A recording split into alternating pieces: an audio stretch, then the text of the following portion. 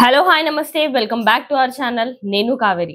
So ఇక ఈ రోజు అయితే ఎట్ లాస్ట్ వర్షిని వాళ్ళ తాలూకు వాళ్ళు అయితే ఈ రోజు మా దగ్గరికి రావడం జరుగుతుంది. సో లైక్ మాతో పాటు వాళ్ళు ఏదో డిస్కస్ చేసి వాళ్ళకి ఎట్ లాస్ట్ ఒక సొల్యూషన్ ఏదో ఒక పరిష్కారం అయితే కావాలా అని చెప్పి మా సార్ ని ఆమె అయితే అప్రోచ్ అవ్వడం జరిగింది. సో ఈ రోజు ఫైనల్లీ వాళ్ళైతే మా స్టూడియోకి రావడం జరుగుతుంది. అండ్ నెక్స్ట్ ఇప్పుడు నిన్న అయితే మనము వాళ్ళ ప్రూఫ్స్ ఏవైతే ఉండేనో ఆ ప్రూఫ్స్ తో సహా మనం వీడియోలో కూడా చూసినాము, మీ అందరు కూడా చూసినారు, ఆ ప్రూఫ్స్ కూడా పెట్టినాము.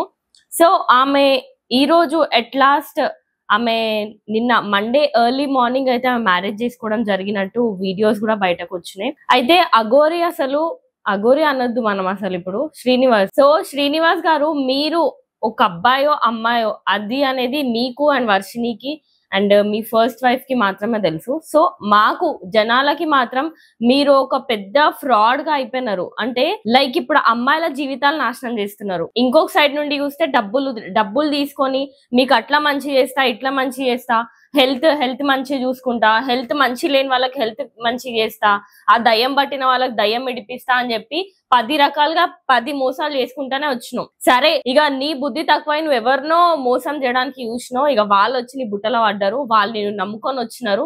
ఇక వాళ్ళని ఏం చేస్తావు అనేది ఇక నీ మీద డిపెండ్ అయి ఉంది. అసలు నాకు అర్థం కాక అడుగుతాను గోరి, నువ్వు ఒక ఆడపిల్ల జీవితం నాశనం చేసినావు.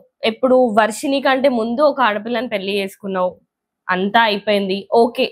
మరి ఈ పిల్ల జోలికి నువ్వు ఎందుకు వచ్చినావు వర్షిని దగ్గరికి? ఆ పిల్లకి నువ్వేదో మందు పెట్టే నువ్వు ఇక్కడ వరకు తీసుకొచ్చినావు, ఓకే. మందు పెట్టినావు, ఓకే. ఆ పిల్ల నువ్వు కావాలనుకొని ఇప్పుడు ఆమెనే నీ వెనకాల పడుతుంది. సరే తీసుకోను, ఎట్ లాస్ట్ పెళ్లి కూడా మీరు అనుకున్నది అయితే సాధించారు, లాస్ట్ కి పెళ్లి చేసుకోవాలని.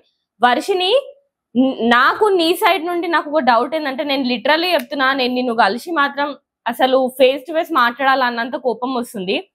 అసలు నీకు నిజంగా ఒక మనసు అనేది ఉందా? నీకు ఆ మనసు ఉండపట్టుకే నువ్వు ఇట్లా ఆయనని నా లైఫ్ పార్ట్నర్ అంటున్నావు. అంటే నువ్వు ఇంట్లో నుండి వెళ్ళిపోయినప్పుడు నేను ఆయనను ఒక అమ్మలాగా భావిస్తున్నా, అమ్మలా ట్రీట్ చేస్తున్నా, భక్తి కొద్దే నేను బయటికి వచ్చిన, అదే భక్తి నేను ఆయనతో పాటు కలిసిపోవడానికని వచ్చిన, అదే భక్తిలో సంథింగ్ ఏవేవో ఇష్యూస్ అని చెప్పి స్టార్టింగ్ చెప్పి అందరినైతే నమ్మించినావు, అందరి నోట్లకైతే తాళం పెట్టినావు. మరి ఈ రోజు పెళ్లి చేసుకున్నావు, ఇప్పుడు ఏమంటావు?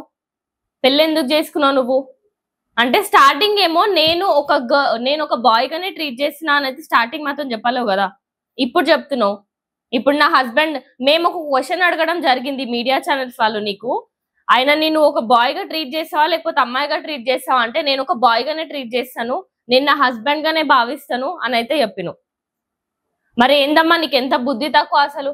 సరే, మొత్తం జనాలు అందరూ మొత్తుకొని వస్తున్నారు, వానికి ఆల్రెడీ పెళ్లి అయిపోయిందని చెప్పి ఎన్నో విధాలుగా నీకు అసలు కన్విన్స్ చేసి నేను అట్లీస్ట్ ఇప్పటికి కూడా మార్చడానికి చూసినాను, కానీ ఎట్లాస్ నువ్వు అయితే పెళ్లి చేసుకున్నావు.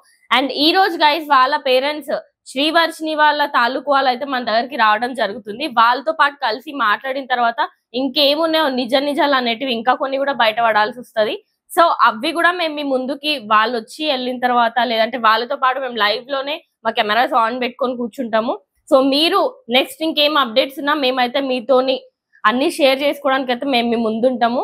సో టిల్ దాట్ మీరైతే మాకు సపోర్ట్ చేయండి, లైక్ చేయండి అండ్ కమెంట్ చేయండి. Thank you guys.